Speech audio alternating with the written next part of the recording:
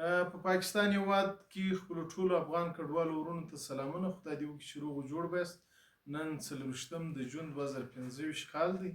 دا کوم چې زموږ تاسو د کډوالو د ټیم خبره کېدل یا د برخلیک تر اوسه پورې په دې اړوند باندې هیڅ نوې خبره نه ده راغلې.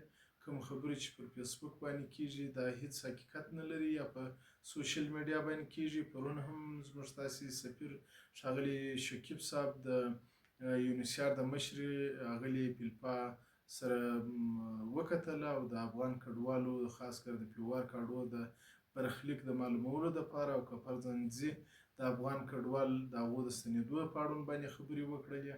نو دارنګه تر اوسه پورې د حکومت چې کوم د حکومت پاکستان دریځ دی هغه لا تر اوسه پورې نه دی روښانه شوی. هغه ته به تر 10 جونه پورې ګورو چې زموږ ستاسې مستقبل څنګه روښانه کوي یا څنګه ټاکي.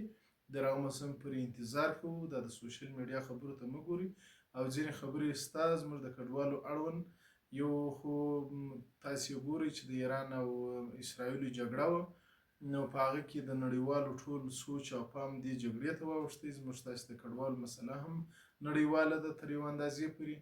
نو دا نن هم د میډیا د لارې مو دا خبر وکتی چې عرفات جمال چې د یونیسیار په افغانستان دپاره مشر دی هغه خپل په خبرو کې دا وویل چې زموږ د هرات د لارې څخه افغانستان ته 10 کورنۍ ایراني وګړي چې 2 تابعیته لري د افغانستان هم د ایران هغه راوښتي دي. موږ ایراني کډوالو ته هم ګورو چې هغه داسې نه وي چې د افغانستان خواته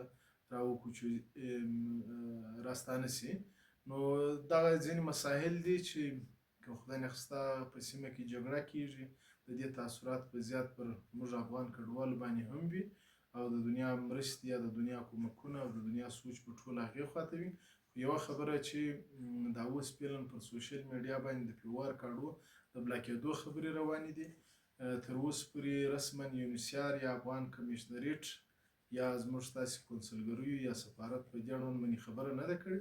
مخکې ما پر دې باندې یو ویډیو کلیپ جاري کړی و زما پر یوټیوب چینل باندې شته چې کوم افغان کډوال زیاتره زما سره اړیکه نیولې ده چې ځینې کسان په پاسپورټو تللي دي د پاسپورټو څخه باندې تګ او راتګ یې کړی پر پوله باندې خو سیم کارډونه یې بند شوي دي او ځینې چې په اوس حالت کې اوښتي دي پر تورخم یا سپین بولدک د لارې څخه خو چې کله راغلي دي بیا سیم کارټونه بند شوي دي.